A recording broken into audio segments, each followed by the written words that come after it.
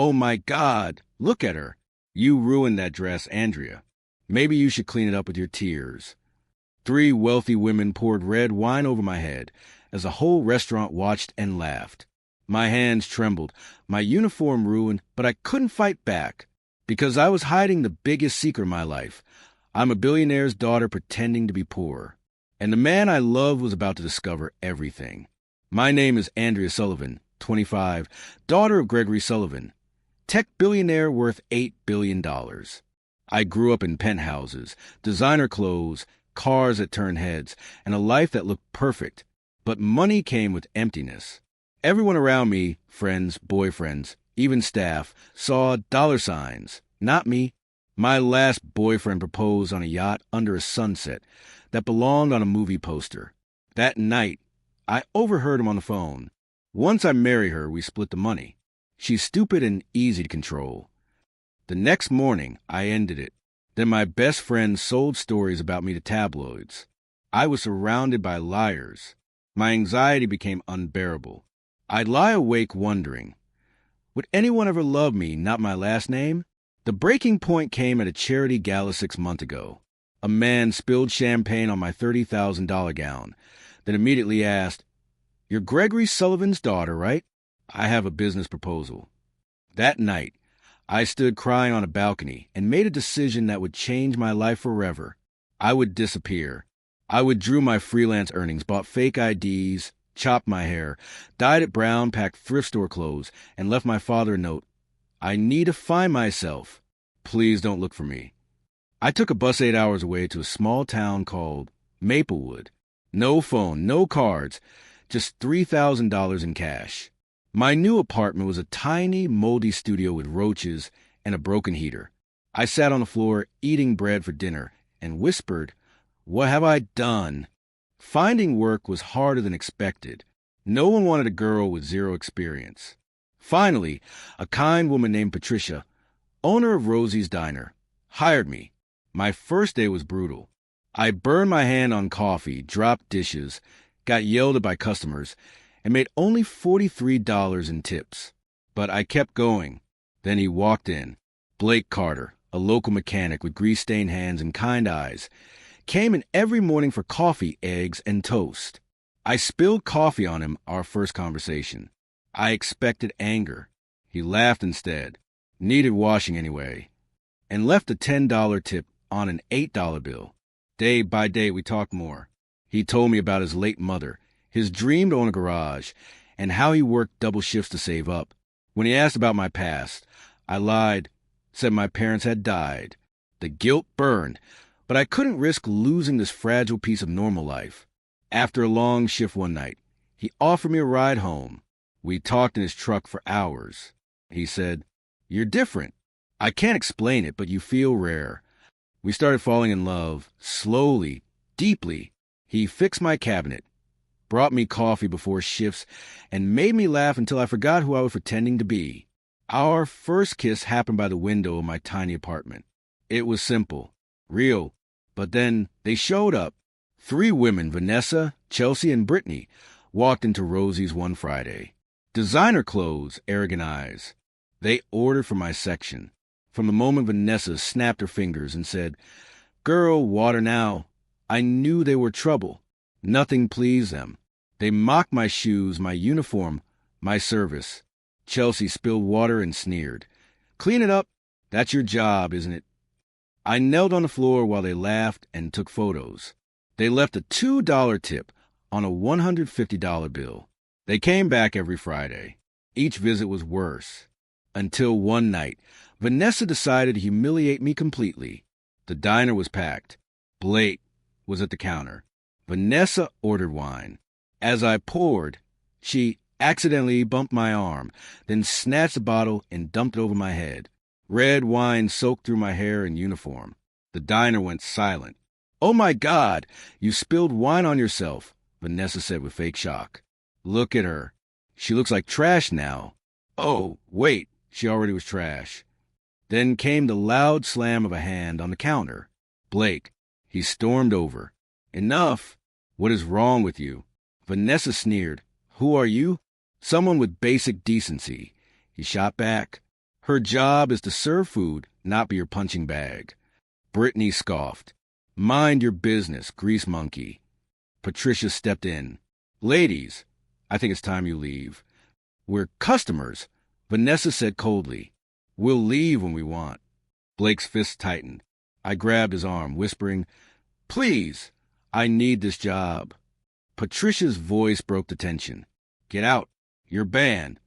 They finally left, Vanessa whispering as she passed me. Know your place, waitress. I ran to the bathroom, trying to scrub out the wine. My reflection was a stranger, mascara streaked, eyes swollen, hair dripping. I broke down sobbing. Blake knocked softly. Andrea. When I opened the door, he just held me. No words, just warmth. Why are people so cruel? I asked. They hate themselves, he said softly. Happy people don't hurt others. From then on, he picked me up daily, fixed everything in my apartment, and brought light back into my dark world. Under the stars one night, he kissed me and whispered, You make me believe in good things again. 3 months after that awful night, he surprised me. He decorated Rosie's diner with candles and flowers. When I walked in, he stood there in his best shirt, nervous but smiling. Before you, I was just existing. You saw me when no one else did. I can't imagine my life without you. Then he knelt down and opened a small box. Will you marry me? I cried and said yes. Patricia clapped from the kitchen. It was the happiest night of my life. But guilt lingered. I planned to tell him the truth soon. I thought we had time. I was wrong. The morning after the proposal, I finally gathered courage. I'd tell Blake the truth. Who I really was. He deserved honesty. But before I could, my past came crashing back. At 9 a.m., a black limousine stopped outside the diner. Everyone turned as a tall man in a charcoal suit stepped in, my father's personal security chief. My heart dropped. Behind him, my father, Gregory Sullivan, walked in. Miss Sullivan, the chief said softly, We've been looking for you. Gasps rippled through the diner. Patricia dropped a mug. Blake froze. Dad, I whispered, Please, not here. But he didn't care about the scene. He looked furious and relieved. Andrea, get in the car. Now. The entire diner went silent. Blake looked between us. Wait, Sullivan? As in Sullivan Industries. I couldn't meet his eyes. Blake, I was going to tell you. He stepped back, shaking his head. You lied. About everything. Tears filled my eyes. I didn't lie about us. I just needed a life that wasn't built on money. My father turned to him. Who are you? I'm the man who loves your daughter, Blake said bitterly. Or thought I did. The tension was suffocating. I begged my father to let me explain, but he pulled me outside. Cameras flashed. My secret life was over. The next morning, every gossip site had headlines. Billionaire's daughter caught living as waitress, engaged mechanic. My world exploded overnight. Strangers judged me. Former friends called. Vanessa posted a photo of me serving tables with the caption, Guess money can't buy class. I stayed locked in my penthouse for days, refusing food, crying until my voice broke. My father tried comforting me, saying, You don't owe anyone an explanation. But I did. I owed Blake one. A week later, I drove back to Maplewood. The diner lights were dim. Patricia hugged me silently, eyes warm with pity. He quit a few days ago, she said. Said he needed time. I found him at his garage, fixing a car. He looked thinner, quieter. Blake, please listen. I said. He didn't turn. You lied to me, Andrea, every word. I lied about my name, not my heart.